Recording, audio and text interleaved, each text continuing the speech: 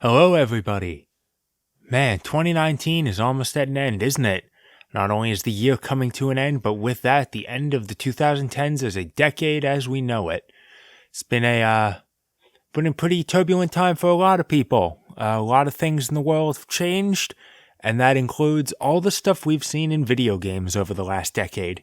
Now, for me, this decade has been absolutely vital in terms of gaming because I mentioned this in my Wii review, but aside from a couple games we had on the family iMac, my first experience with owning games was getting my Wii in mid 2009. So, aside from that first half year, this was all my gaming was in this decade. So, a lot about my preferences come from this decade, and with that, a lot of games that have come out this decade hold a pretty special place in my heart. So, as I've been seeing a lot of people doing wrap-up posts of the decade saying what their favorite things over the decade were, I figured I should do the same thing in terms of video games. So, we are going to be talking about my top 10 choices of favorite video games in the 2010s. Now, first off, what are the rules and stipulations? There's really only two. Number one, the game has to have been originally released in this decade. So, it's very first, it can't be a re-release. It has to be the original release of the game in whatever country it launched in first, whatever platform was in this decade. And second, not so much a hard set rule, but just generally something I like to go with. I generally like to have a one per franchise rule. Just overall, I feel like it just keeps the list more interesting. So what exactly are we going to be talking about here? Well, my tastes are kind of weird, so you're going to be hearing a couple very interesting takes, I would say. Lots of games on here you're not going to see on any mainstream outlet's Game of the Decade list. In fact, I think only one game on this list is something you would see on pretty much anyone else's list. So, this is all my own opinion. These are all just the games I enjoyed the most. And let's get started. Number 10, The Walking Dead Season 1. Now, I don't really have much experience with The Walking Dead. I've never read the comics. I never watched the TV show. I never played any of the games beyond Season 1 because I heard the later seasons kind of lost their luster. Like, I saw an LP of Season 2. They looked okay. Had a couple good moments, but overall pretty much lacked any real originality and... I'm getting off topic here. Season 1, on the other hand, was a humongous deal. This was a multi-Game of the Year award winner in 2012 when it released.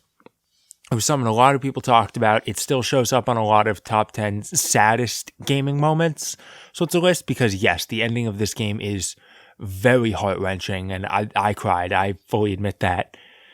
Now, why is this at the bottom of the list? Well, it really does kind of come down to the fact that there isn't much of a game here. Even compared to Telltale's previous adventure games, there isn't too much gameplay. It is, you walk around environments, you pick up small environments, you pick up items, give them to the right person, use them in the right circumstances, and it really is just all about the story unfolding and the characters. But with that said, the story and the characters are very well done. So it may not be the best game, but it is a very engrossing experience. And I think that's a reasonable enough conclusion because it does take advantage of its strengths as a game, interactive media, in that there is choice. People have often criticized Telltale games for the illusion of choice, basically, where whatever you do doesn't really impact the game. And that's just because making huge branching things like that is kind of a difficult thing to do for a smaller studio like Telltale. It didn't stop them from trying too much, and we all know how that turned out. But I feel like things like different dialogue choices, some of the major choices that the game would rank you on at the end of each episode, did enough to give each individual player their own unique experience. Like, I've played the game twice.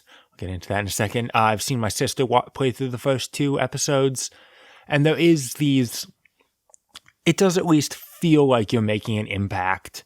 So it does work on a game level. What doesn't work on a game level is the technical aspects of this game.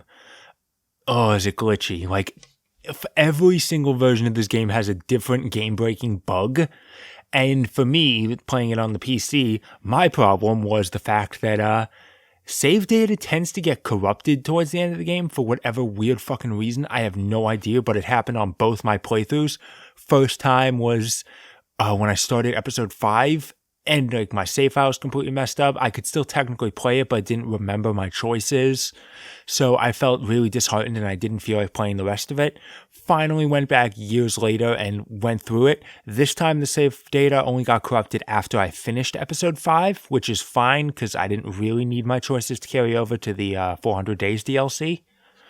So that is definitely a sour mark, and you can say that's part of the reason why this is only at number 10. You could also say it's just because I like to be a contrarian and I like to give more attention to weirder games, and this is a pretty popular one. This is the one I wouldn't be surprised if other big lists had on there, because this was a big deal. And, you know, it's worth it. It was a good game. Number 9, Chimera Destroy All Monster Girls. Immediate change from this big game everyone's heard of to some free game on Steam that most publicity it's ever gotten is that it did show up at AGDQ. And talk about biggest things come in small packages. This is a small game. It's available for free on Steam. I found it on a whim when I was checking to see if Monster Girl Quest was on Steam, and it still isn't. I have found other porn games on Steam, but still no Monster Girl Quest, and that really pisses me off because I will pay for that game. But I'm getting off topic here. I downloaded on a whim, and I don't know. This is just a game I can keep coming back to. I can keep playing. It has a real charm in its simplicity. Like, it definitely takes a lot of inspiration from Shovel Knight in its gameplay, and objectively, Shovel Knight is the better game, but I've only played that once, and I haven't even bothered to go back and play any of the other scenarios. Chimera, despite the fact that it's the same experience each time, I've played several times. I got every item in the game. I have every achievement, making it one of the, I think, 5th game I've ever gotten every achievement in. So it's just good. Like, I don't know what exactly it is about it. It's just really fun. It's short, it's simple, it's concise, and it just works the way it should, and it's really fun. And because it's free on Steam, I can easily recommend it. I think it is a really fun platformer. I think it has a really cute story with cute characters and, cute in more ways than one. I apologize for nothing. And I'm anxiously looking forward to Siaximophone's next game, War Girl. I put $10 towards the Indiegogo on that. I don't know what was happening. Last I saw months ago, he was complaining that he hadn't gotten the money yet from Indiegogo, so I don't know where that is. It's a good long while from being released regardless. But I'm looking forward to it, and I hope that the sequel that they tease after the credits comes to pass in this decade. It could be way better. I don't know, and it really is something that's a lot of good. That was a weird way to put it. Whatever. Number 8, Monster Girl Quest. Hear me out, all right? I'm going from one Monster Girl game to another, and as I said a second ago, this is a porn game that is not available on Steam. But I said earlier Walking Dead was not so much a game, but it was carried by the strength of its story and characters. Monster Girl Quest is very much that in my eyes, just better.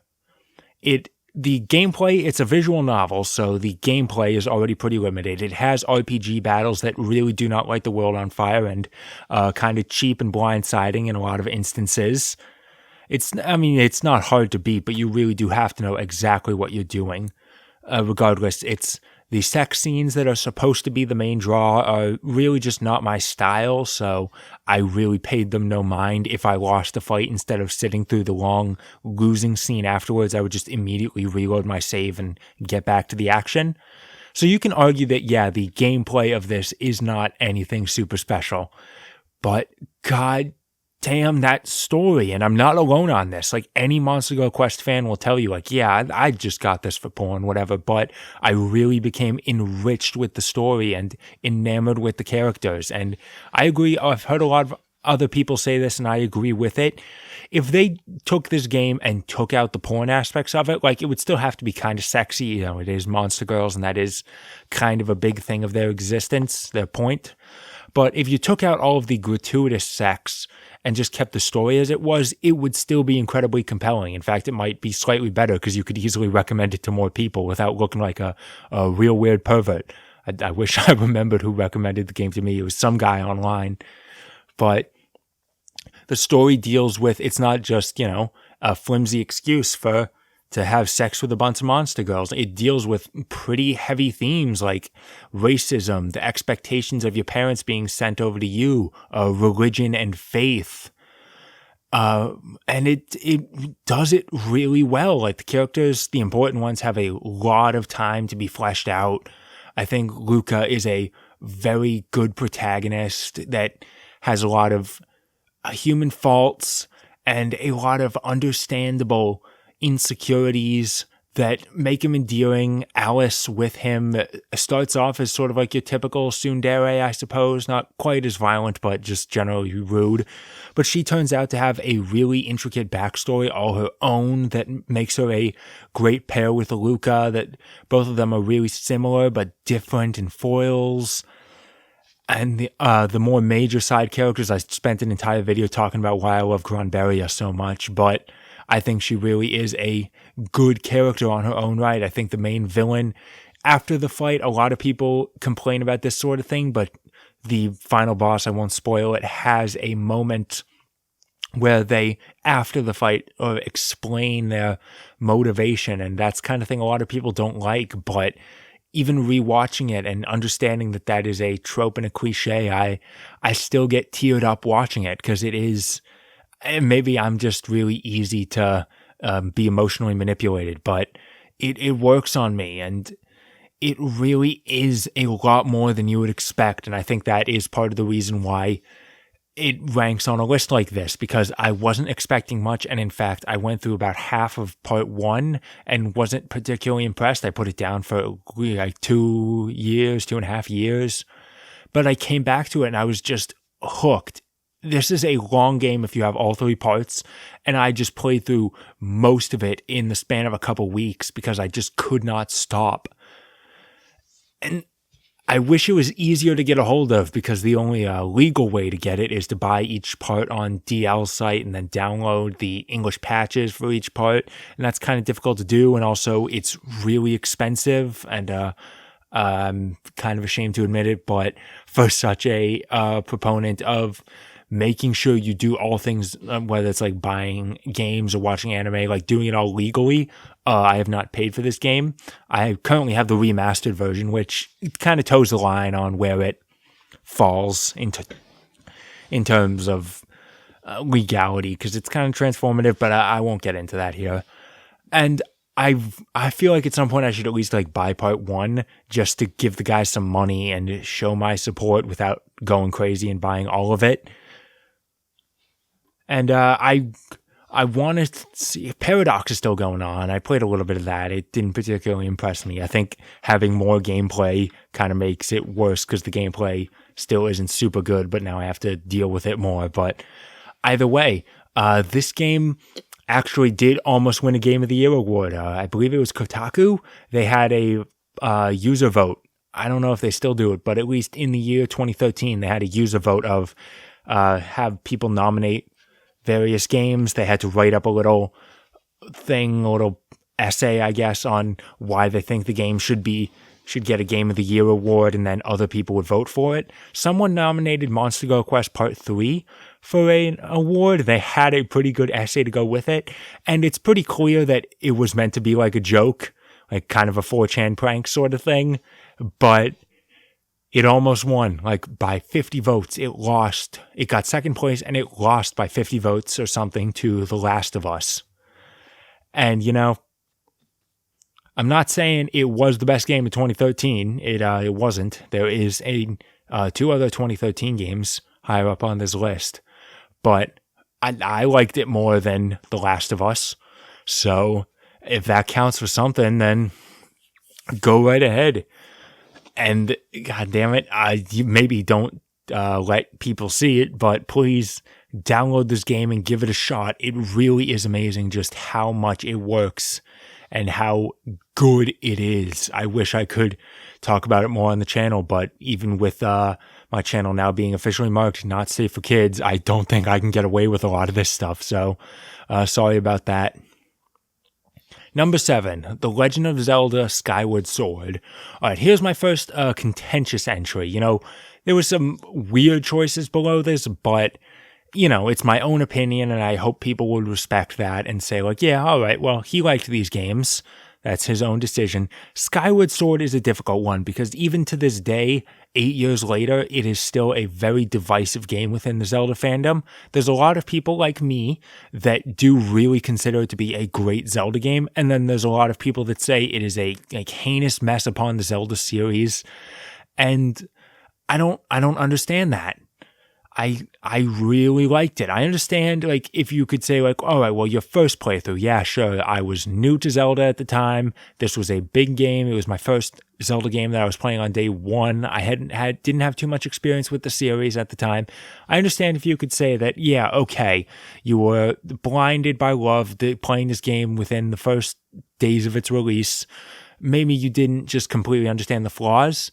But I went back to the game later. I played it on hero mode, played through it again, and I still love it. I still think that the design is really good. I think it is pretty tightly packed with only 3 areas. I understand that's an arguing point, but I think the 3 areas of like the desert area, which also has the mechanical area in there, the woods area, and the volcano area, those last 2, or I should say first 2, actually, aren't really unique tropes, but I think that they work. I think they have interesting areas, interesting challenges. I think the game looks and sounds great. I think that the character designs in it are really well done.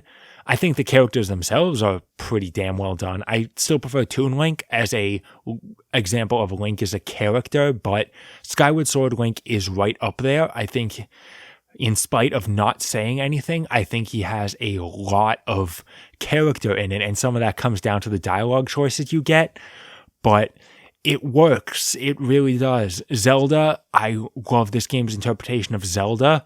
Again, a lot of people understanding that I love Wind Waker would say, yeah, well, Tetra was better. Yes, Tetra was better. Wind Waker Zelda was not, absolutely. And Breath of the Wild Zelda is kind of the hotness right now. Maybe if her character was part of the story and not limited to optional side quests that I completely missed, maybe I'd like her more, but to me, she's a blank slate, same as every other Zelda, because you don't see any of her goddamn character. I understand. All right, I'm done ranting there. The main villain, Girahim. He's definitely a different villain than Ganondorf, but he's unique, he's interesting, he's fun and really creepy at the same time. You got your supporting character, Groose, who is a amazing character, and I'm still really upset that across 3 versions of the game, he never made it into Hyrule Warriors. I can't understand how it's possible that they would ignore him. Maybe he's just not popular in Japan. I don't know. The dungeon layouts are really good. I think the puzzles are great. I understand the complaint that you revisit the first dungeon and it's barely changed. Yes, I agree that is a huge fault. I think the story is surprisingly good. Like, there's a couple very emotional moments in there and some really intense beats that I enjoyed a lot. And then there's just a couple of the moments that I generally liked in the story. Like, I've heard a lot of people complain about the Silent Realms where you have to pick up a bunch of drops. It's these real quiet areas. You have to pick up 15 items. And if you stray from a path, then you get chased down by these really creepy enemies. A lot of people hate those sections, and I have no idea why. They're not super hard, and they are really intense and creepy, and I love it a lot. I think there's a couple little additions to the Zelda formula that Skyward Sword started that are really good, like the multiple different types of potions you can get, the item wheel that they have in the game. Shield durability isn't so bad, because you can mitigate it by doing perfect parries, unlike Breath of the Wild, where just everything breaks immediately. I think the dash mechanic was a really good addition because, goddammit, who didn't hate just rolling around everywhere? It really is one of my... the motion controls. That's definitely another contentious point. They don't work perfectly, I admit, but I think they work well enough, and they do allow for a lot more interesting combat scenarios than other 3D Zelda games where it's all about just movement. This game adds in specific sword swipes, and it makes the actual combat a bit more interesting. I understand it doesn't always work, but thrusting was the only part that I really had any major consistent problems with. And it's sadly also the reason why I'm hesitant on worrying if this game's going to get an HD re-release, because it really does need the motion controls, unless you just map them to the right analog stick, which would be kind of weird, considering how much you'd need to use it, but either way. And that all gets into probably the most famous annoying example of the game, Fi. I hear people pronounce the name as Fi, but I'm pretty damn sure it's Fi. I think Hyrule Warrior says Fi, but fuck you. You didn't have Groose, so you don't count. I love her. I fully admit I have a weakness for emotionless girls. You can chalk that up to whatever the hell you want. I don't fucking know where it came from, but I really do enjoy her. I think it's kind of interesting to have her as the spirit of the Master Sword, and it but it gives a lot of weight to other previous Zelda games, like Wind Waker, my favorite Zelda game that sadly was not released in this decade, but either way, like, now the Master Sword dying gains extra weight in that game because it's a character now. I think she's surprisingly cute just in terms of design. I understand that she does butt in a lot with suggestions and explanations for puzzles, but goddammit, I prefer that to most other Zelda games where they don't tell you a goddamn thing and I have to look up a walkthrough. Fuck you, Twilight Princess. People say Midna's so good. Well, she doesn't fucking help you in the goddamn game. That's a point that really gets my blood boiling. What can I say? And her final moment in the game when she says goodbye, God damn it, it gets me. It gets me. I think it is a really good character, and I think she is kind of an example of the sorts of the reputation Skyward Sword has. A lot of people hate it. I just honestly don't understand why, and I think there are a lot of other people that are with me. It's not perfect. I think Wind Waker is a better game, but Skyward Sword is my second favorite Zelda game. And I'm actually playing Majora's Mask right now, just completely unrelated. And people love Majora's Mask. I don't see that one. I think they don't see the complaints I do, I suppose, or they just don't care. And that's kind of the way the Zelda series is. It's just a lot of personal opinions that manifest in different ways. And that's also the reason why Breath of the Wild isn't on this list. I liked Breath of the Wild, but I thought it had some pretty major problems. And I hope that Breath of the Wild 2 fixes those whenever we get that. So it's a great swan song for the Wii. I wish it got more love. It feels like it's kind of being forgotten in any example other than a joke. But it really, really was. And it was kind of unique. It did plenty of different stuff. And in my opinion, it worked. Number 6, Rayman Legends. Talk about a platformer that just feels right. The controls in this game are just so ridiculously smooth that you have so many different options, yet it never feels overwhelming. Like, it's just there, like all the different attacks at your disposal. You don't have to use them most of the time, but they're there if you're in a situation where it's like, okay, it would be easier for me to just punch up at this point. Well, you can do that, and I understand it's kind of a weird thing to say, but how many platformers give you that kind of control? I think the play feel of this game is incredibly satisfying. It looks beautiful. Way Forward is kind of being the pioneer right now for 2D, what's the word? I don't know, like traditional animation in terms of games, with DuckTales Remastered started it. Shantae, Half Genie Hero, and now Seven Sirens are doing the same sort of thing, but in my opinion, neither of them compares to the visual fidelity that you get in Rayman Legends. It just looks so good. It feels so good. The music, I don't remember most of it aside from the rhythm levels, but god damn it, this game has rhythm levels which are just ridiculously fun. This game is better than Origins for that reason alone. I love those levels. It's got a bunch of Origins levels in it, so you're getting a bunch of bang for your buck, and because of that, I don't know why people say that Origins is a better game, because Legends is basically Origins plus. The multiplayer is not, I haven't really tried it in terms of the actual story, but it has a multiplayer mode called Kung Foot, which is basically soccer. And I don't feel like anyone talks about this mode, at least not nearly enough, because holy shit, it is so fun. It's really good. And while it doesn't get played super often, whenever I'm taking part in some sort of a get-together where I'm bringing the games, I always make sure to bring Rayman Legends, because I'm like, hey, you guys probably don't know about this mode, but it's so good. And there's not too much to say about it. It is just a game that feels right. It just feels good to play. It's basically a great example of a game that is just fun. It is just there to be fun, and it is all good about it. And I am still really, really hoping we get another Rayman game, because Origins was good. I liked Origins a lot.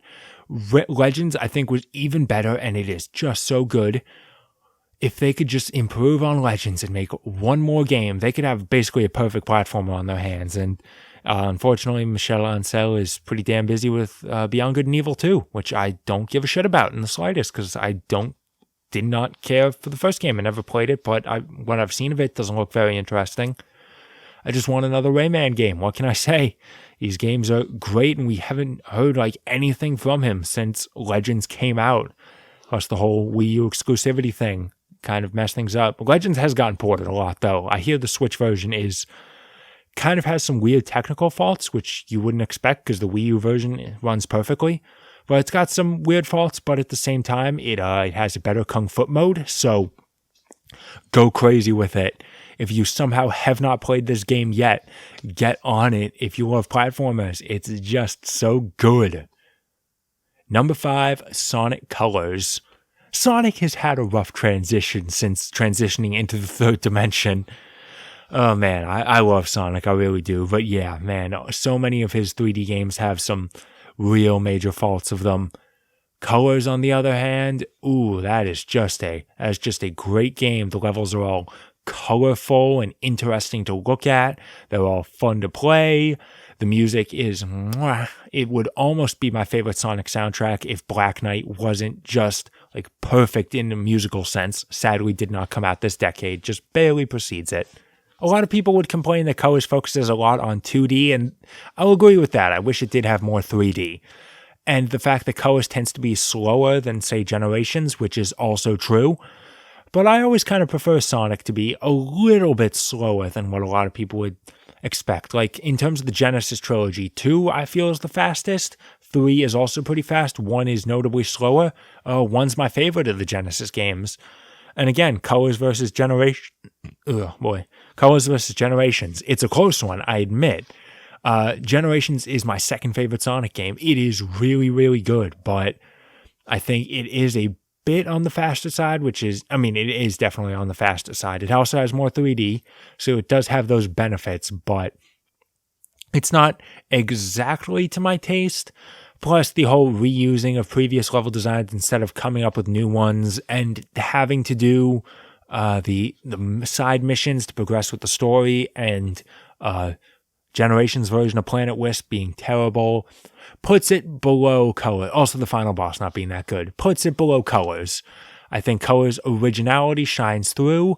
I think its story, a lot of people do complain about the Pontac and Graph writing, and I understand it in terms of Forces, where it was trying to be serious and doesn't work, but in something like Colors, where they're just trying to have fun, it works. It really does. I love Black Knight Sonic as much as anybody, don't get me wrong, but Colors is what it is in terms of story, and it works really damn well in terms of that. I think a lot of the jokes are pretty darn funny, especially the Eggman PA announcements, you all know. And it's kind of sad that it hasn't gotten ported yet. a lot of people are always hoping like, hey, maybe someday it'll get a real HD port on Steam. And I mean, that'd be nice, but whatever. It doesn't matter to me. I've got my Wii set up always, and I can always come back to play Colors. It is a really, really good Sonic game. I think most of the levels are really good. Planet Wisp, not so much. That's got to be a weird one. Like, yeah, I love Colors, but Planet Wisp sucked. I'm more of an aquarium park. That was the name. There's too many aquatic levels in Sonic. I can't keep track of all of them. But they are. It's just fun to play all around. I think the wisps work really well. Okay, I don't know what the hell happened there. It stopped recording for a second. I hope I wasn't in the middle of saying something important. I don't know how the hell it stopped recording. But whatever. It seems to be working now, so I guess there's no problem now. I'm getting off topic here. Sonic Colors, a damn good Sonic game. My personal favorite in the series. It's good. It is a Sonic's return to form. Generations was a great follow-up on it. I mean, I liked Lost World, but whatever. It's good. Number 4, Goldeneye 007 for the Wii. Now, here's one that I've seen plenty of arguments on, and I've gotten kind of involved in them, because the original Goldeneye on the N64 is such a landmark game for gaming culture as a whole. It was basically the defining multiplayer game of an entire console generation. So a remake of the game had a lot to live up to, and unlike the more original N64 game, this one takes a lot of gameplay cues from Call of Duty. It plays pretty much exactly like any post-Modern Warfare Call of Duty game.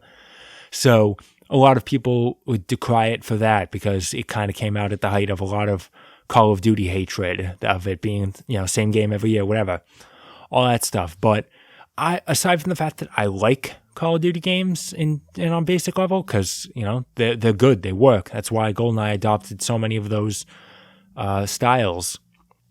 But I think it does enough to separate itself from those games. It has a much better story, for one thing. I remember what happens in this game.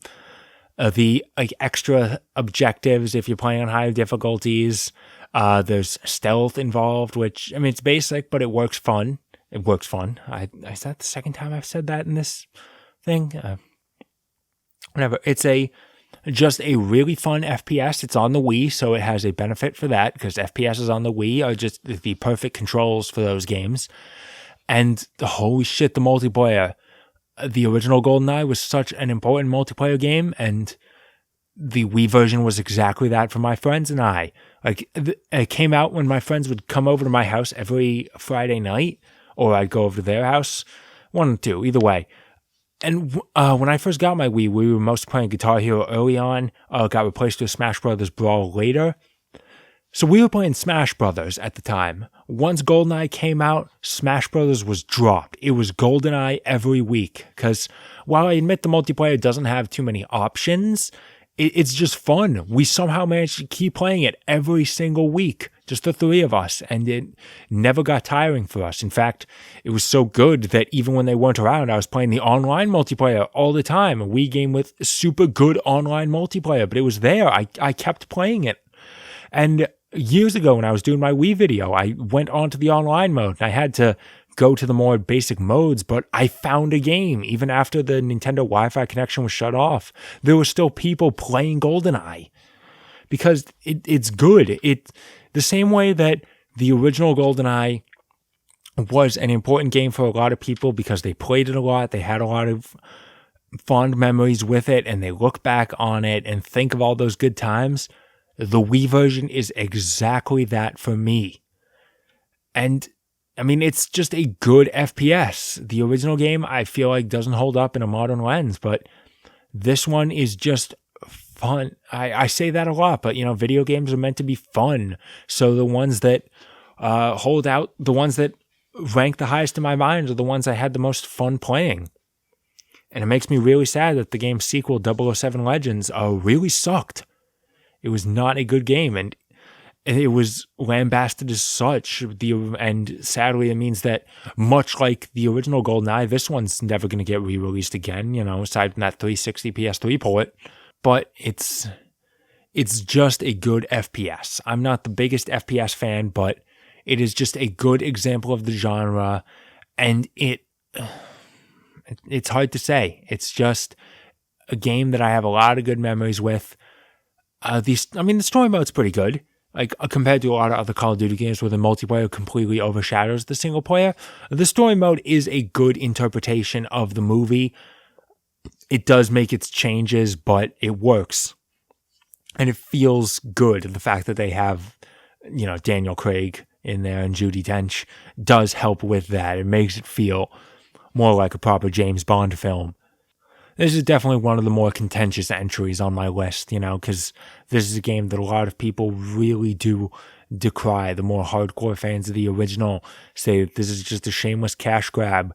And, I'm sure that definitely was a lot of the inspiration for making it. Activision got the license. They made like Quantum of Solace, which I hear was pretty good. I mean, it's probably not lighting anyone's world on fire. No one really talks about it anymore.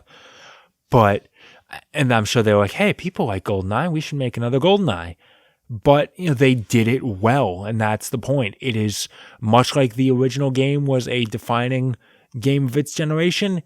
At the very least, for me, the Wii version was exactly that again. And I think that's the best you can ask out of a reimagining, as it really is, because it really does share very little in common with the original. Number 3, Metal Gear Rising: Revengeance. I've grown to be a big fan of the Metal Gear Solid series. My opinions on the entries do differ, and that's why Metal Gear Solid 5 was not my Metal Gear entry for this list, because I'm actually not a very big fan of that game. Yet somehow the most different game in the entire series, going from a stealth, tactical espionage action game to a just balls-to-the-wall action game, worked. Metal Gear Rising is just a really good hack-and-slash action game. I think the combat is really fun, even compared to Platinum's other game, big action game, Bayonetta. I think the combat in Metal Gear Rising is better just because I think your options are a little more interesting. You don't have, it's not as complicated. It's easier to get into. I feel like standing your ground and parrying is better defensive play than the dodging of Bayonetta. And of course, goddamn it, the story. Metal Gear stories are always fucking ridiculous, and Metal Gear Rising is no exception, but this feels like they really know that. Like, solid games are always told with a certain sincerity, despite the weird wackiness going on, and I feel like that's partially because Kojima is a fucking lunatic. But Rising is just complete nonsense all the way through. The characters are just all, like, I don't want to say one-dimensional, because I love them, I really do, but there's no real complexity to it. Like Sundowner, he has no tragic backstory, he has no intricate motivations, he's just this guy who likes war and pines for the good old days after 9/11. And then you get to fight him on a rooftop, and he says he's fucking invincible, and then you chop him into 100 pieces, and that's just the kind of game Metal Gear Rising is. You start off fighting a Metal Gear, and you pick up and throw it and cut it apart, and that's the first mini-boss of the game, and no joke, this was one of the first games I got with my PS3. I played that mini-boss. I didn't even finish the first level. I stopped and put the game down, not like permanently, not for a while, but just for a little bit. I stopped playing because I needed to catch my breath off of this amazing first boss. And I wasn't even done with the first mission yet. This game comes strong right off the bat. And it is just a really fun game to play. There's just something incredibly satisfying. I admit that I am a huge sucker for swords. I just love swords. So an action game built around swords really tickles my fancy, and you just cut people apart all the time. And it's not super hard. Like, once I learned the tricks after my first playthrough, which was partially miserable, once I learned the tricks on my second playthrough on, I'm just pretty damn good at playing the game on a normal difficulty. And I can, because it's just really fun.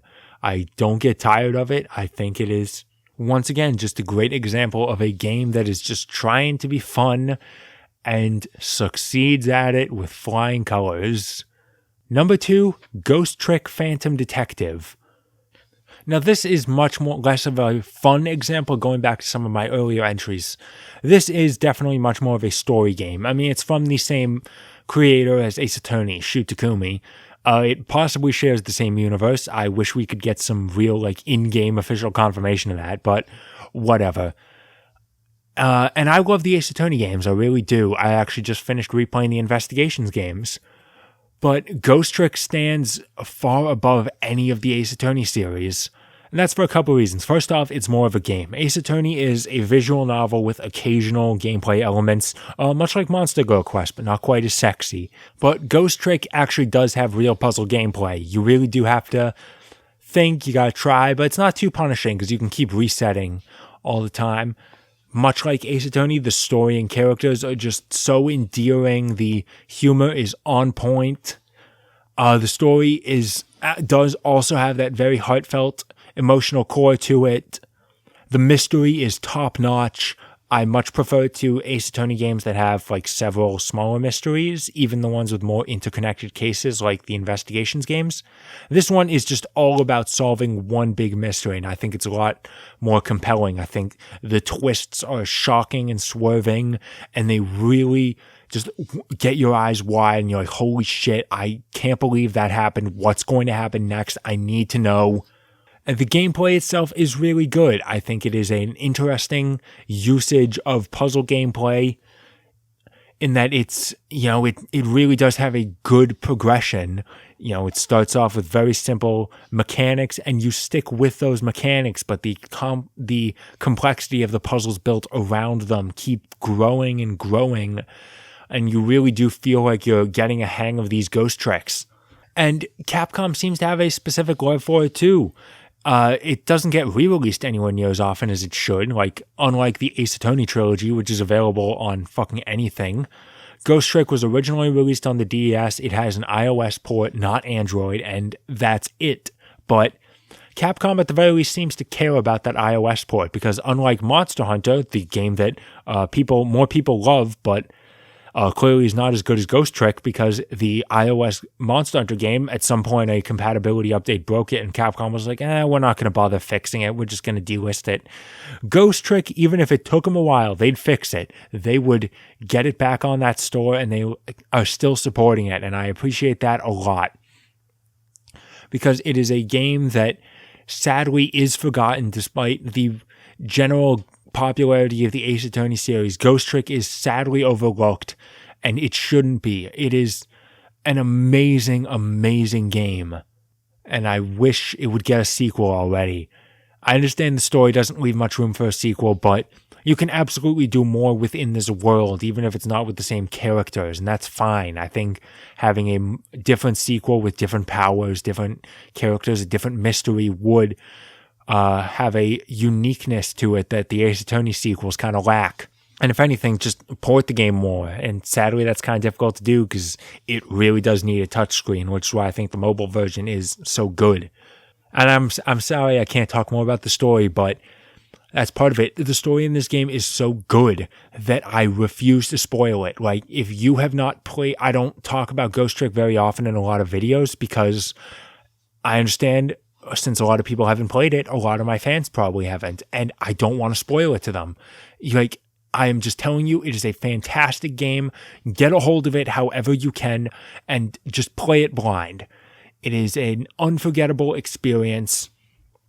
It's a great game, fantastic story. It is just one of those landmark games that no one knows about, but it is incredible.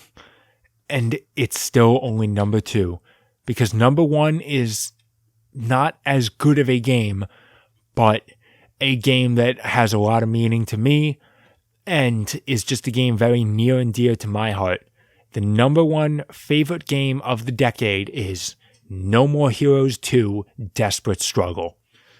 Now, the first No More Heroes game is kind of a weird one. I like it, I do, but man, is it slow, is it clunky, are there just a lot of shit in that game that does not work, like the overworld, all the side missions, the entrance fees, all that shit. So much of that game is not fun, but I still generally like it because it has this charm to it, and it is still generally competent, which is why I'm not as big of a fan of Suda's later games after that, where he was only like producer, I understand, with Lollipop Chainsaw and Killer is Dead. They're not bad games, but I feel like they were lacking that creative spark and charm that No More Heroes had. No More Heroes 2 takes the same basic concept as the first game and just basically cuts the fat, you know? There was an overworld where there was nothing to do. Well, let's just get rid of that. Entrance fees meant you had to grind side jobs. Let's just get rid of that. We'll make the side jobs fun mini games, so even if you don't have to play them, you're going to want to because they're fun as hell. A lot of people would argue the story, like they say the story in the first game is better because it's much more of a joke. And I understand that. 2 definitely has a more serious story, but I think it works in 2's favor because the characters have, growth. They have self-reflecting moments where they have to wonder what they're doing is right. And even some of the higher ranked characters like Captain Vladimir, who is a weird concept, this Russian astronaut that just somehow floated down to Earth. He may have been a ghost the entire time. He doesn't impact the story in any way. So he is kind of the silly, goofy character, but they still play it with weight, and Travis's reaction to the fight once he beats him is still really, it has a serious style to it. And, that carries on with the second rank fight. And it does not carry so well into the final boss, but that's kind of a big flaw of the game. The final boss is fucking terrible. I hate when games do that. And to be fair, this game also has no shortage of problems. The final boss is terrible.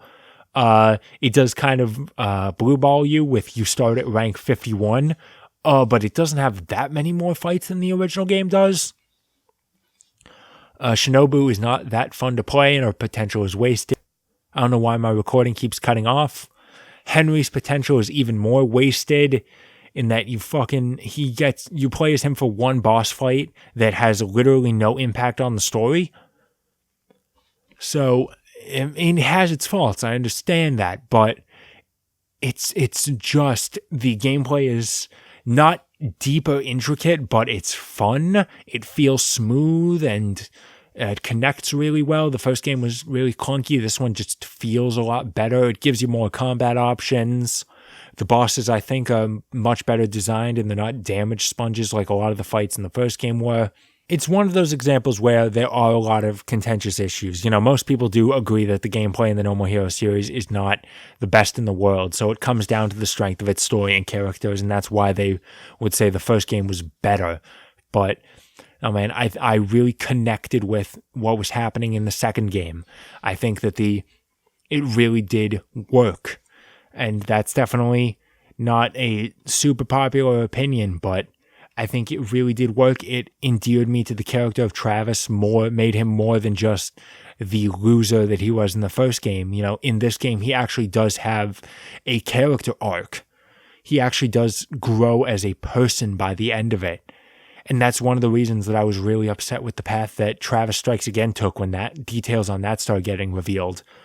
Back in my video where I was talking about the big Switch announcement event, and Suda just came on stage and said, yeah, we're making another No More Heroes game. I was hyped as hell because I was like, holy shit, another No More Heroes game. I loved 2 so much. I can't wait to see what 3 does. And I still can't wait to see what 3 does. I'm super happy. I'm over the moon that we're finally getting a 3. And I need to buy a Switch for it because I still don't have one. But then they said, Travis Strikes Again. It's going to be a more comedic tone. It takes place between the first and second games. It takes place, Travis gets sucked into a video game world. And I'm like, oh, so the stakes aren't going to matter. Travis isn't going to grow as a person. Like, that really turned me off to the game because the story of 2 really did matter to me. I think it played a big part in why I love 2 so much. I think I just connected with it more, and the much better gameplay compared to the first reeled me in, sucked me in, and made it a game I love. And I'm really hoping that 3 continues on with this trend. I think it has a chance to really take what 2 did, even if a lot of people don't see it, and make it a little bit better. You can balance the tones a bit better. You can throw in more jokes, but just actually have characters involved. And 3 could be amazing. And I am super happy for it. And it kind of annoys me because it means I'm going to have to get a Switch at some point. Like, I knew I already had to for Breath of the Wild 2, but No More Heroes 3 getting announced at the same event destroyed me. And I'm like, shit, I still need to get a Switch. But that's just because 2 was so good. I played 2 first, and it's the reason I went back and bought the first game. It's the reason I spent way too much money getting the PS3 version of the first game and buying a Move to go with it, because 2 just matters so much to me. And it makes me overlook a lot of the faults, and it is incredibly close to me. Maybe I can't perfectly defend it as a fantastic game by any stretch of the imagination, which is why you're not going to see it on anyone else's top 10 list, but I just have this connection to it, and I can't let that go. It is so near and dear to my heart, and it's just going to be a game that I will always associate with me. So that's my list on the top 10 games of the 2010s. It was admittedly a little difficult to make this list, not because there were so many amazing games, but because I knew what the top 5 was going to be, and then filling out the bottom 5, there were a couple entries I could have put in here. Like, I could have put in Doom 2016. That is also an example of a game that is just fun for fun's sake. I could have put in Project Cross Zone 2, because, again, I like the strategy gameplay in that more than Fire Emblem, because there's less emphasis on it than Fire Emblem. There's not as much strategy, but goddamn, the writing in that game is hilarious to a T. I could have put in the Alliance Alive, because we haven't gotten a Suikoden game this decade, and Alliance Alive is the closest we get, but it's not really the best game. I love it, and you'll be sure to see more of that game coming up next year, but it is just a game that I think does what it does very well. So what am I looking forward to in 2020 and onwards? Well, we're going to get another console generation. We got the Xbox Series X coming. We got the PlayStation 5 coming. And the interesting thing is, I think we're not going to see this big, hard cut from this decade to the next, because we know the Xbox Series X is really committing to backwards compatibility. There's plenty of rumors and that patent going around that say the PS5 is going to be doing the same thing. So they're really going to be retaining a lot of these previous 10 years. And I think that's a good thing, because there were just so many good games, and, backwards compatibility is just a good thing in general. So many great games this decade, so much that shaped me into the gamer I am today. And I can't wait to see what sorts of things are going to continue onwards. Like, I know for a fact we're getting the beginning of next year is going to be so good. Like, I made a joke that there were 4 things that were happening in the span of 1 week in January I was looking forward to. We have Dragon Ball Z Kakarot. I'm definitely getting that. We got the Alliance Live HD Remastered's PC release. I don't need that. I got the PS4 version for Christmas. But that's another thing important to me. Mega Man Zero ZX Collection was supposed to come out that week. It's been delayed, and there's a hole in my heart from that will never be filled until that thing is in my hands. And now we got Kingdom Hearts 3 Remind coming. So goddamn, next year is starting off on a strong note. And then March and April are where a lot of people are pointing to. Like, we got Final Fantasy VII Remake, Persona 5 Royal, The Last of Us Part 2, Resident Evil 3 Remake. There is so much next year, and that is the first half of a year of the decade is starting off strong.